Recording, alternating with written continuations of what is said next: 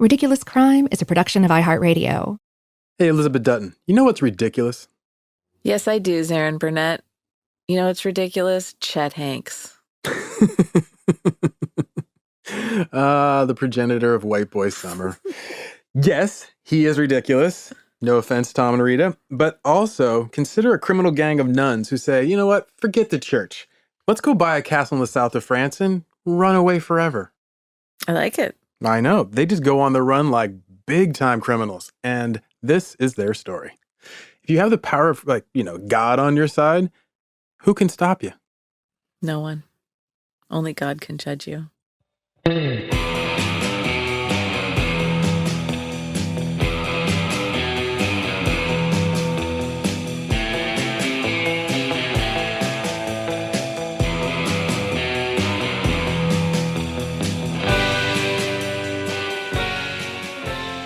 I'm Zaron Burnett, and welcome to Ridiculous Crime, a podcast about absurd and outrageous capers, heists, and cons. It's always 99% murder-free and always 100% ridiculous. Elizabeth, this episode, I want to talk to you about nuns. Now, we both went to Catholic school, so we may have some opinions about this.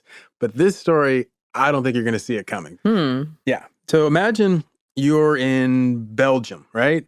And you're a nun, and you're really pissed off with the church. You have a convent, you have all these holy relics, all this really valuable artwork, and you're like, you know what?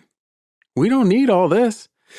So you decide to liquidate and cut and run. How great would that be? Amazing. Right? Okay, picture it. 1990. You're in the picturesque European town of Bruges. Do you know Bruges? It's like that from the movie In Bruges, like with Colin Farrell. Oh, yeah, okay. So it's like a Luxembourg style, but it's Belgian, a cutesy little European town. It looks somewhat like it's post-medieval, right? Sure. Okay, in the center of Bruges, there is a convent. This convent has been around for 600 years. And since it's now in the center of Bruges, it is hyper valuable. So the Catholic Church is like, well, we got all these old nuns sitting there in this convent in Belgium. Almost all of them are over 80 years old. They're not getting any new young nuns to come into the order. We'll probably need to break up this order. So let's see, how do we divvy up what these nuns have? Well, that's the plan from the bishop's take, right? Mm-hmm. But the nuns, when they hear word of this, they're like, wait, hold up. We spent all these decades building up all this value in this convent, maintaining it, creating all these assets, collecting this artwork, housing these holy relics. And what is our reward? At the end, you're just going to take all this stuff and give it back to the church and then just separate us out, scattered to the winds? We're not into it. So they hear these rumors that the bishop plans to break up the order.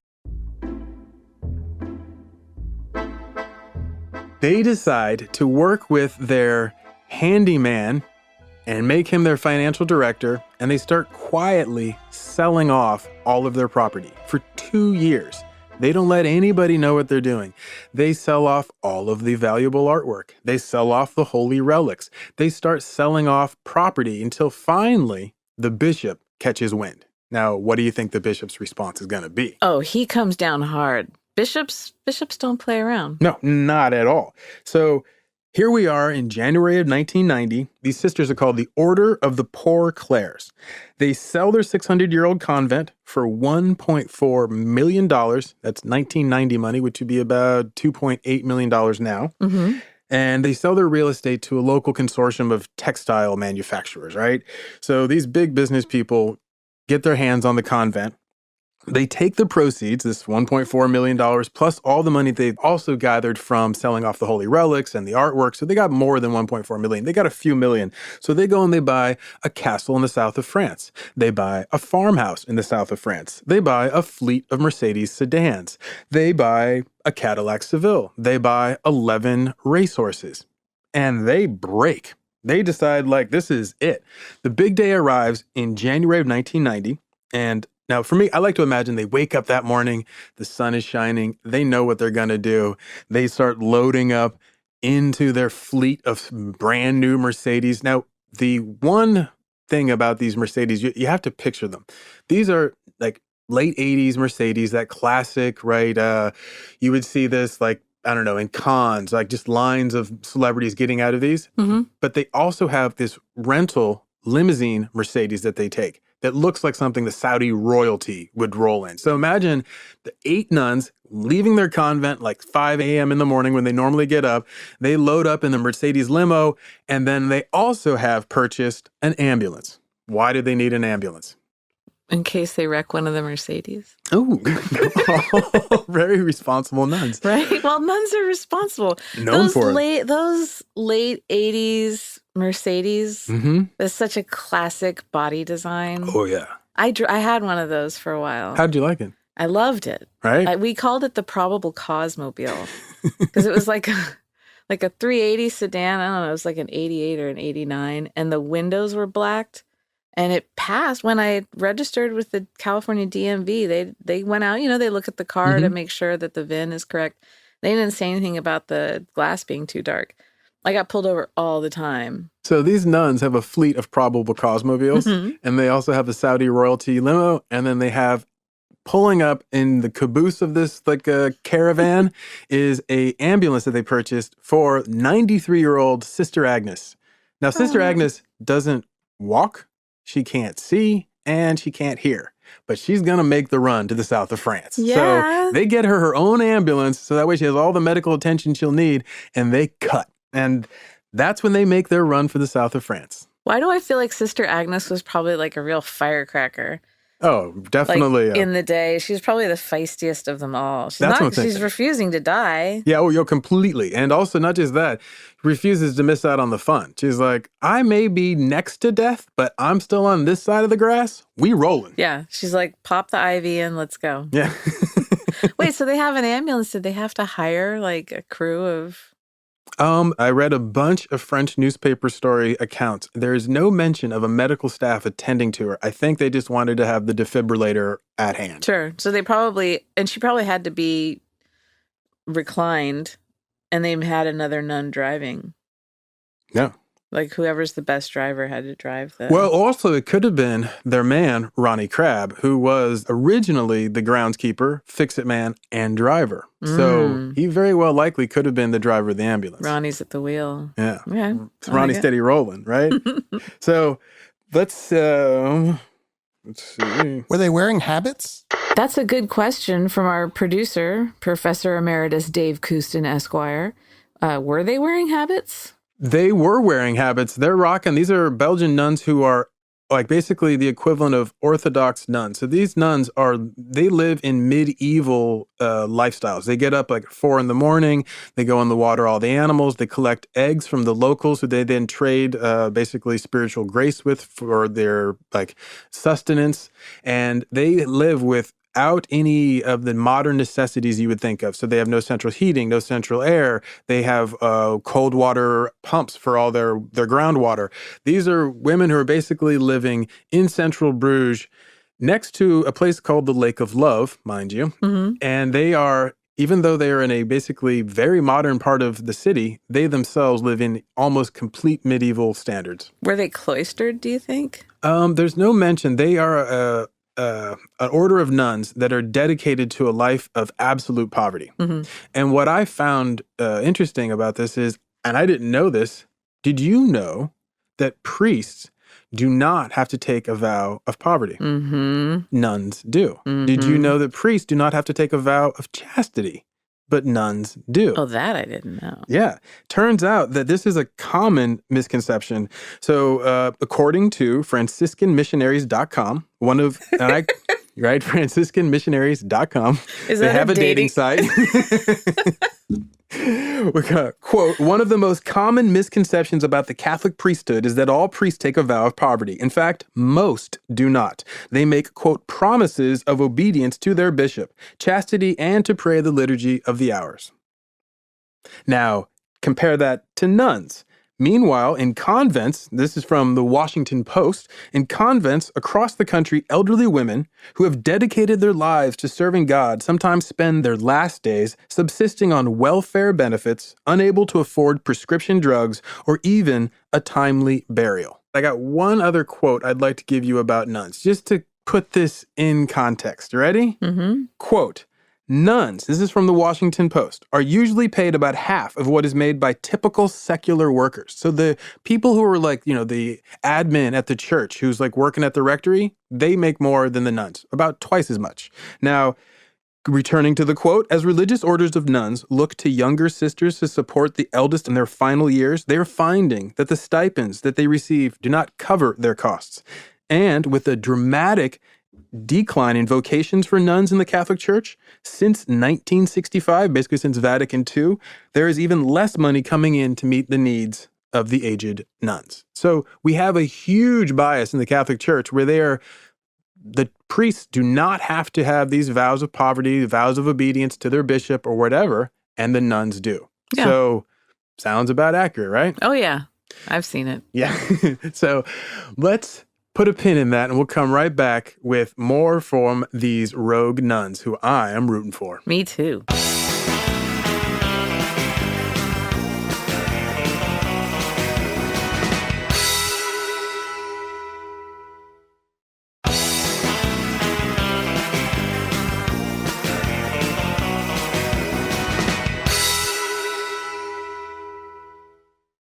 And we're back. Now, did you know in 1990, the idea of nuns going rogue and criminal was kind of in the air? In 1990? Yeah, there was actually 3 months after these Belgian nuns went on the run, there was a movie called Nuns on the Run, starring former Monty Python, Eric Idle, and a British actor, Robbie Coltrane, where they portray nuns who go undercover in a convent after stealing a bunch of money from their old criminal gang and then trying to make it to Brazil. So this was kind of like a zeitgeisty thing. But I remember that. You remember that, right? You remember that movie? It was not a great movie. It was fun, whatever. It was my favorite movie. I take it all back. Still is. I have 8 copies on DVD. So it's your Citizen Kane. Yeah. Yeah. It's my, yeah. So. I've never seen it. Yeah, well, it's you could go the rest of your days without having seen it and not really miss anything. Got it. But at the same time, it's better than dental surgery. True. So there is that. Let's focus on how this came to be of these nuns going on the run. Now, for the movie, obviously, it was a screenwriter. But for these actual nuns on the run, their inspiration was the aforementioned Ronnie Crabbe. Now, Ronnie Crabbe, who's got just a great name for the type of person he is basically this, I don't even quite know what to call him because he's not just a con man. He comes to the church as recommended by the bishop. He's a protege of a friend of the bishop. So the bishop says, hey, I got a job for this kid. Kid goes and starts working at the convent. He's their lawnmower guy. He's their fix-it handyman guy. He's their driver. He's their extra hands. But he also, for whatever reason, seems to be charming. Now, although he is a 30-year-old Belgian man and most of these nuns are in their 80s, they somehow get along. And over time, he convinces them that they're being done dirty by the church. And he's like... Because they probably were. Oh, he's not wrong. That's the great thing. Does he wear short, cut-off jeans when he does the lawn? Can't you just see him out there? Totally. Like Joe Dirt, but in Belgium. But like a heavy sweater. Like a wool sweater. Yeah, and then boots. I could totally see that. Mm-hmm. He's I don't know, I kind of picture him like the star of a bad summer teen comedy where he's the villain kid, This is like him before he's in the movie. Okay, yeah, yeah. This is like what he was doing before he became a bad executive. His origin story? Yes, exactly. So Ronnie Crabbe is hanging out with the nuns, and he starts trying to teach them about modern life. This is according to Ronnie Crabbe.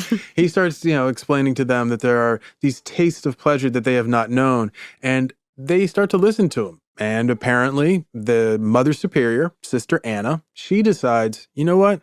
Screw the church. The bishop is trying to break us up after all we've done. Ronnie Crabbe's right. We are going to sell off all this stuff, and Ronnie Crabbe is going to help us get out of town. And he's like, yeah, we're going to sell the convent. I got this castle down in the south of France. And he had a castle in the south of France? Or no. He had a line on a castle? He had a line on a castle in the south of France. Because remember, he hooks them up with the consortium of textile businesses that want to buy the convent. I wanted to ask you about that. He knows this business community outside the convent. Yeah, I wanted to ask you about the textile consortium. Did they want to turn the convent into like a factory? What were they going to do with it? They had a couple ideas. They wanted to turn it into something for a factory, like a centralized factory. They also thought about, basically, it is 1990, so there was a housing boom at the time. They're thinking about turning it into, updated housing where you take some like old structure and then you add some modern efficiencies and amenities, and all of a sudden you make it into like a cool place to live. Mm-hmm. That was their plan, except for Belgian law indicated that had to be a convent. It couldn't be anything else. So what did they do? They decided to try to make a plan to sell the convent as individual convents that somebody could live in. So they used the word convent and expanded its meaning and said, oh yes, you can come here and stay at this nonprofit association and own a part of the convent. They basically tried to turn the convent into condos, but still call it a convent. The Belgians did not go for that. That's like the worst investment idea I've heard. Yeah. Oh, it's good.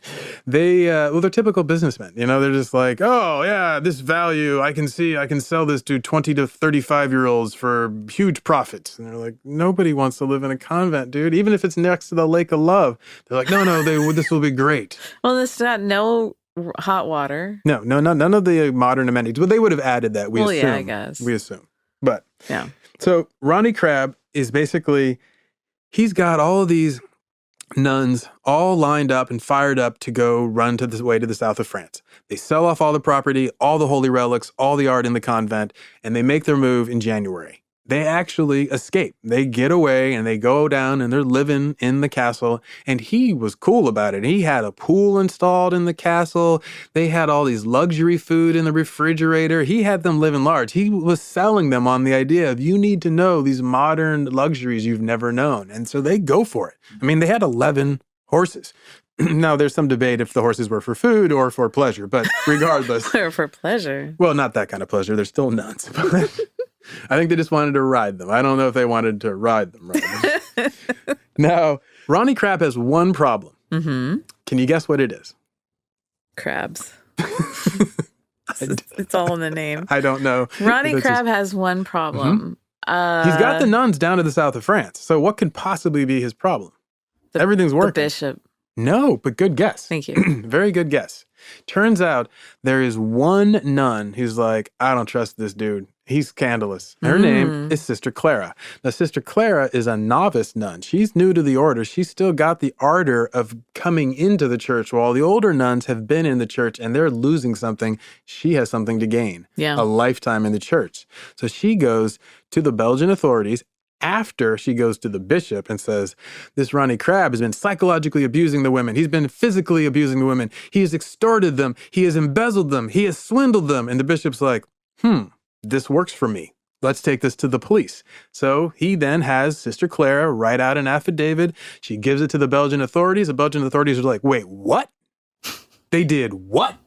And the bishop, he's like, yes, you have to do something about this, because I told them they cannot sell the convent because it belongs to the Church of Rome. But the Church of Rome doesn't have police like that, so they can't stop them. So he has to go. Yeah, they do. They have the Swiss Guard. Well, that's to protect the Pope. They don't have somebody going around like CSI style. Like a crack team that they send handling out. Property issues for the bishop, in like their little fancy lad outfits, and they just send them out to dispatch them to... With like holy water kits and fingerprint kits. Holy water and a squirt gun. Holy water and a squirt gun. That is amazing. It's action. So the bishop goes to the police because he needs secular power in this instance. There's nothing he can do because the nuns weren't listening to him. So he goes to the cops, and the cops say, okay, they start an investigation. They sequester all of the funds that the nuns have put in the bank. They still have access to the bank, so they lock out the sisters from their money. Okay. Then they go heading down to find where they are down in the south of France. Now, if I say south of France, what do you picture? Lavender fields. Lavender fields, right? So you figure like Provence, or maybe do you picture the French Riviera ever, or the wine country? Yeah, I would say, or maybe they went to Arles. Oh, yeah, exactly. All beautiful locations, Sure. Right? They did not go there. This is not the south of France they went to. It shouldn't even really be called the south of France. It's more like they went to southern France. They ended up in the Pyrenees. in a middle of nowhere, working class industrial town in a castle outside of this working class industrial town called Tarbes. And it is basically right above the border of Spain in the Pyrenees Mountains. Like Basque country, kind of? Yeah, but not even the cool part. It's just a town that has been where the military used to make bullets. That's their big industry, bullet makers. So the nuns are living. Castle. Yeah. Well, there's castles all over Europe. True. I mean, they just litter that place. But the nuns are in a town known for making bullets. That's where Ronnie Crabbe set them up to live out their golden years and enjoy the luxuries of modern life. So Ronnie Crabbe, they start to realize, may not have had their best interests at heart. I believe Sister Clara. And yep, Sister Clara is like, see, I told y'all not to do this. Mm-hmm. Now, we have to go back to this bishop. The bishop is more than problematic. You know, like I'd say most bishops, you can make the argument these days are problematic, right? But this bishop, he has had an issue with the Mother Superior, Sister Anna. Now, Sister Anna and the bishop have been going back and forth for years about whether or not she's going to listen to what the bishop has to say. The bishop's always like, you guys at the convent need to do X, Y, and Z. And she's like, we'll do X. And he's like, no, you need to do X, Y, and Z. He's like, no. We have been doing this longer. So they have basically a power struggle. So he starts putting into play his plan to seize their convent.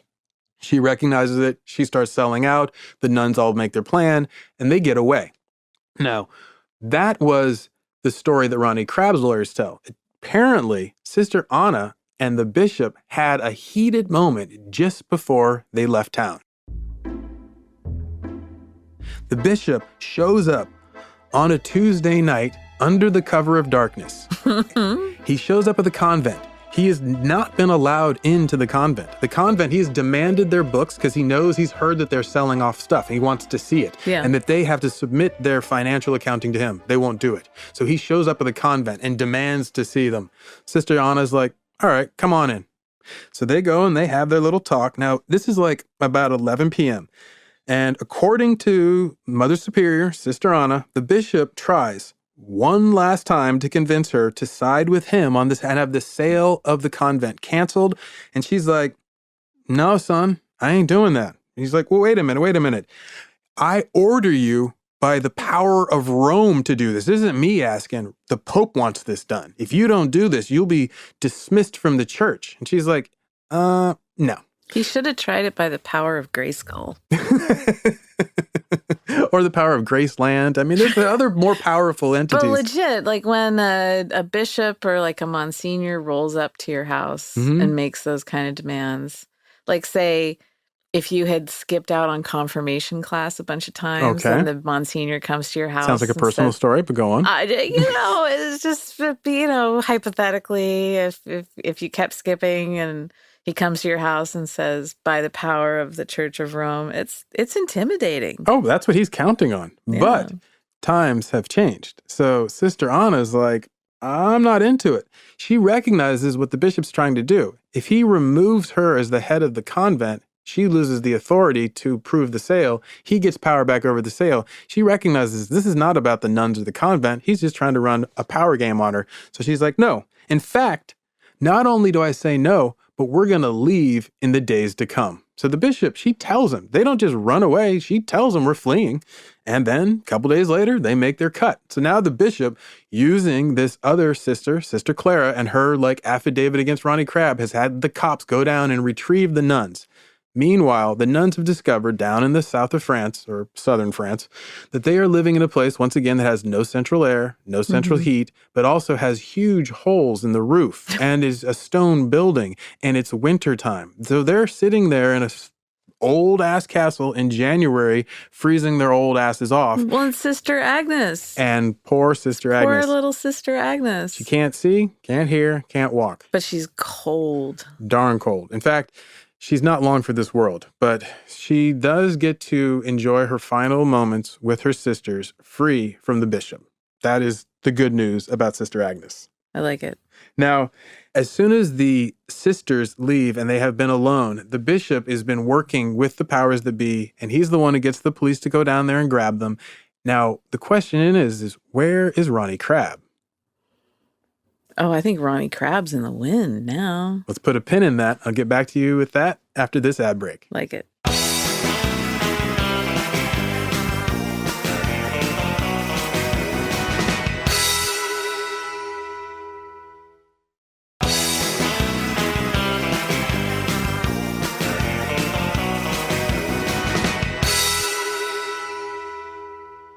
So, back to our story. Ronnie Crab. Where's our man, Ronnie Crab?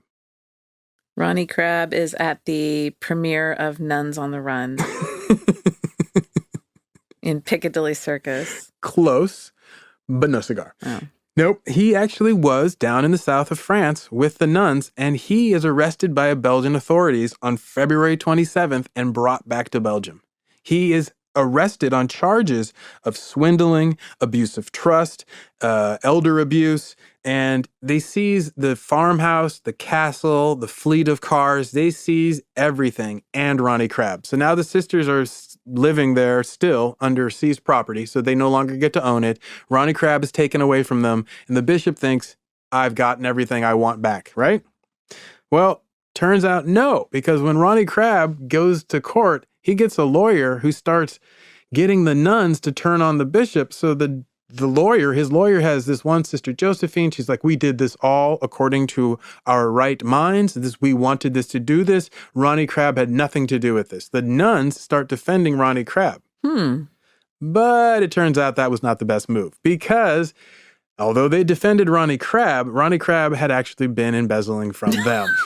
There's $10 million missing out of all the money that they were able to gather up from their artwork. Hold on, $10 million. So, and that's missing. So it means that there's still some. Because the lawyer says all the money that they're trying to gather should be easily found. It's all in bank accounts or the houses or the cars. You just sell that stuff and you'll get your money back. Well, they do. $10 million short. $10 million. So this is all like from the stuff that they sold inside the convent. Mm-hmm. Because what the convent was like 1 point something. Yeah, 1.4 million. Yeah. And then, interestingly, the bishop and Ronnie Crab have a backroom deal going on, because the bishop knows that Ronnie Crab knows the commercial interest that he sold the convent to. The bishop just wants the property back. He doesn't really care about anything else. So he goes to Ronnie Crab, you can get me that property back. We can make this good. And the reason we know this is Ronnie Crab's lawyer keeps telling things that nobody should know except for the bishop when he gives his press conferences. Oh. He's like, well, the Ronnie Crab says the nuns will do this. Ronnie Crab says the nuns will do that. Everything he says turns out to be true, and all contingent upon the bishop.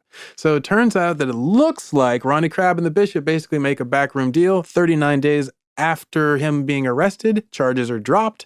Ronnie Crab is allowed to go free. What does he do? He writes a book about it where he casts himself as the libertine, a bon vivant who teaches these medieval nuns how to once again live. He calls the book, now forgive my Belgian on this, De Schat van de Arme Claren, which means the treasures of the poor Clares.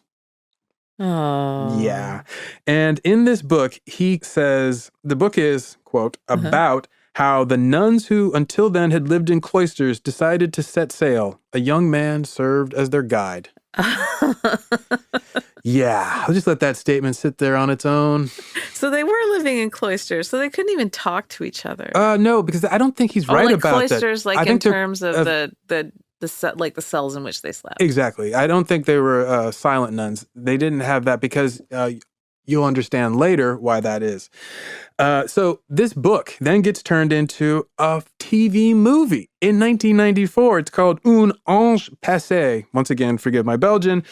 And that was made for Belgian and French television. I tried to find this movie because I wanted to see how he portrayed himself and what the medieval nuns look like. All I could find were absolutely terrible reviews. Apparently, people still, those who remember this movie, hated it. So, who played Ronnie Crab in the TV movie? Oh, a French actor that neither of us know. Maybe it's a Belgian actor like Jean-Claude Van Damme. That would be hilarious. What a remake that would be. Jean-Claude Van Damme with a bunch of nuns, and he teaches them how to live how to do and how splits. To kick. He just does the splits. They're just mesmerized by the power of his thighs. Well, they'd never seen anything like that. So 1 year after that TV movie comes out, the nuns who meanwhile have been basically fighting with the church to stay together and to keep their order. They've been sequestered into 2, not luxury apartments, but nice apartments in Bruges on the coast, right? So they're basically put up together. There's 8 of them. They're staying in apartments where there's like kind of 4 and 4. Mm-hmm. So they're not doing great. Sister Agnes passes away. They're allowed to stay together, which was a big, important thing for Sister Anna, the Mother Superior. She's been fighting for that after they lost her property. She did not want them to be scattered to the wind by the bishop. So she fights for that. And that's about the only thing they managed to pull off. So is the diocese footing the bill for this? Or is, that's the is this a debate. larger order? Are there Sisters of the Poor Clare in other locations? There are other Sisters of the Poor Clare, but they are a very small order relative to the other nuns. Uh-huh. And what they have is the church is primarily paying for their old age care. But the church doesn't really want to because these nuns, did what they consider to be an illegal move, and they still want to punish them. Yeah. So they basically make the Belgian state pay for them as old, infirmed people, which the Belgian state does for all of its old, infirmed Sure. people. So they're basically living on welfare. Okay. So the church does not really look out for them. Yeah. Now, around that same time, after they see the TV movie come out, and then they know that there's this missing $10 million, they decide to sue Ronnie Crab, and they bring him back into court. And he's found to be basically a bad dude, but is not guilty of embezzlement. They cannot nail him on this. He gets away again. Now, what does he do? What's the next time we see Ronnie Crab pop up into headlines? Whew. Ronnie Crab. Okay, so you got a con man, swindler, Belgian con man, swindler. self-help guru? Ooh, good close guess. Politics. Well, kind of same stuff, So he gets involved in what's called NVA. NVA is a Flemish conservative political party. They are kind of the Belgium first, far-right party. Now, this is part of a Flemish movement, and which is like a nationalist movement. Now, what do we know about these nationalist movement? They usually rely on religious conservatives. And having a party leader who has basically ripped off a bunch of aged nuns, not a good look for business. So the ultra-conservatives were like, look, Ronnie Crab, you got to get out of here, man. Yeah. He's like, what? Just because I did a little jail time for ripping off some nuns? I was a young man. What? And they're like, no. And so he goes and disappears. And that's the last we hear of Ronnie Crab. Right? Now, the best part of this story, for me, at least, as a former Catholic, because we both went to Catholic school. right. Now, you had mostly nuns, right? I did. The high school that I went to is an all-girls high school, Okay. and it was attached to a convent. And Oh, so wow. it was half of it was this giant, old, gorgeous building, and half was the high school and half was the convent.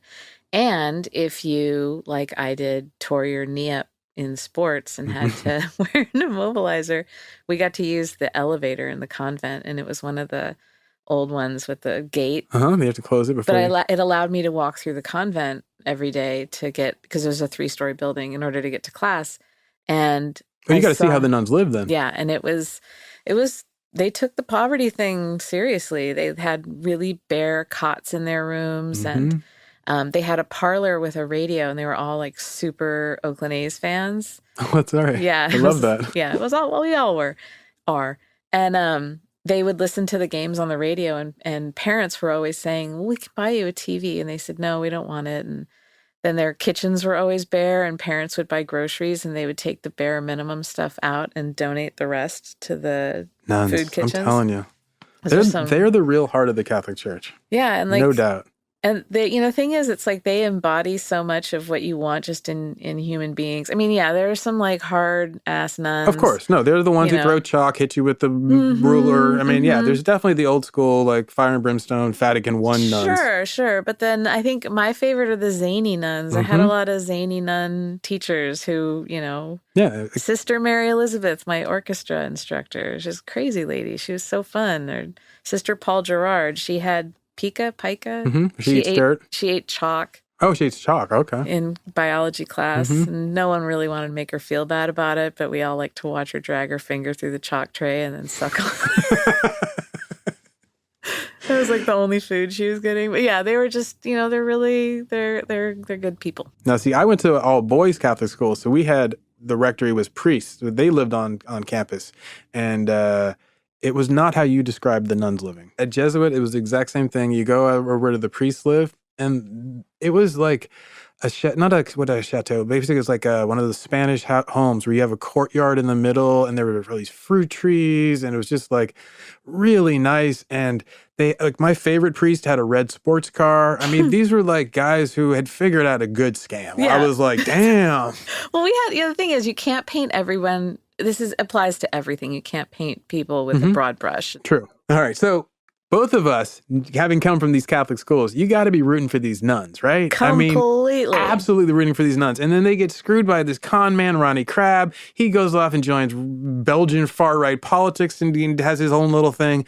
The bishop, we won't even get into him, but just assume he is what you would assume of a bishop of that time. And finally, though, I would like to give you at least one good point of how this story goes and has a nice, sweet ending for two nuns. Are you ready? I am. Okay.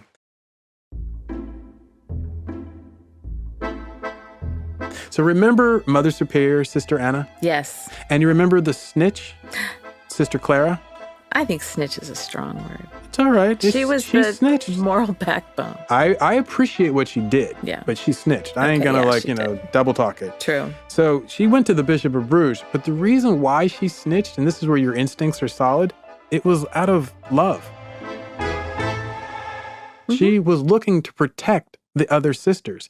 She saw them losing sight of their mission, and specifically one nun in particular. Can you guess who? No, not the 93-year-old Sister Agnes. Sister Anna, the Mother Superior, and the novice had a thing. So it turns out that the Bishop of Bruges asked the nuns to return to the fold. They would then be barred from returning to their convent, of course.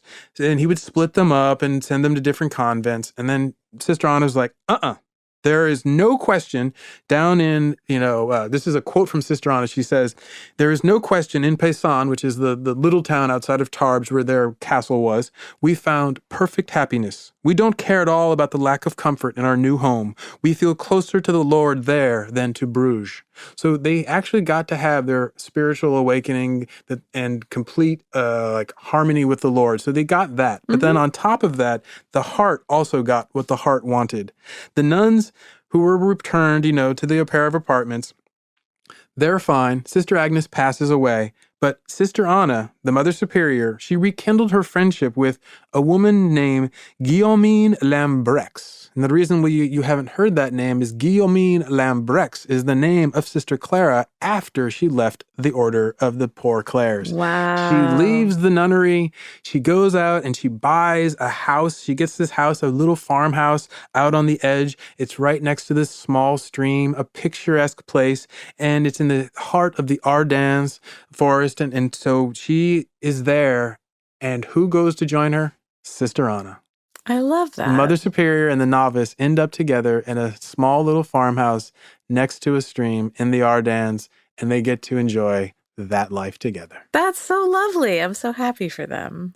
So, what is our ridiculous takeaway from this story? I think the ridiculous takeaway would be it's ridiculous to mess with some nuns. You can only push a woman so far, and you can only push a nun half as far as that. Exactly.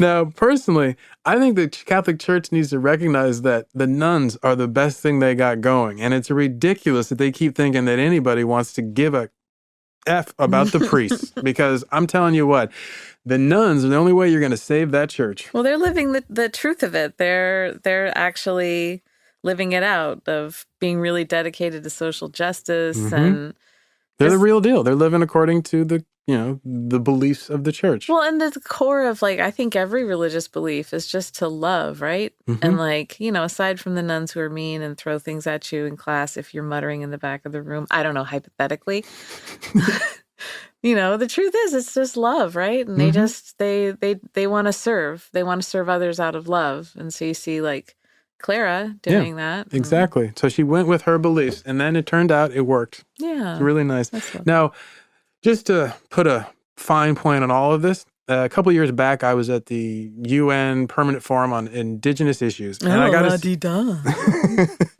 see Gloria Steinem talk, right? And she said something that has stuck with me ever since then. She basically compared, she said, do you know the big trick that the priest did, right? Now me and everybody listening were like, no, what's the big trick the priest did? She's like, they stole motherhood from women. You're like, what? How does that work? And she says, think about it.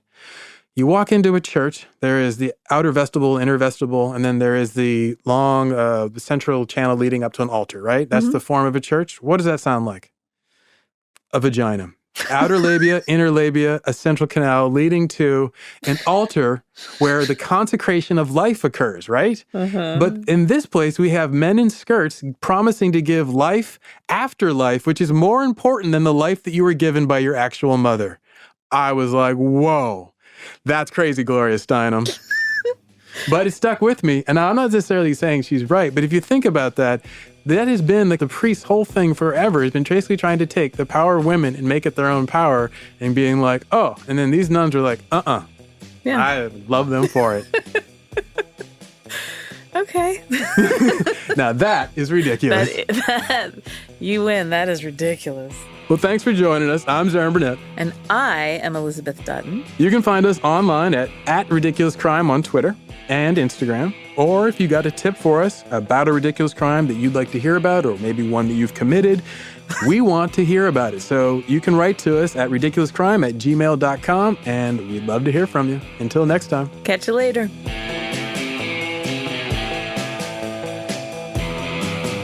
Ridiculous Crime is hosted by Elizabeth Dutton and Zaron Burnett. It's produced and edited by Dave Kustin. The theme song is by Thomas Lee and Travis Dutton. The executive producers are Ben Bolin and Noel Brown.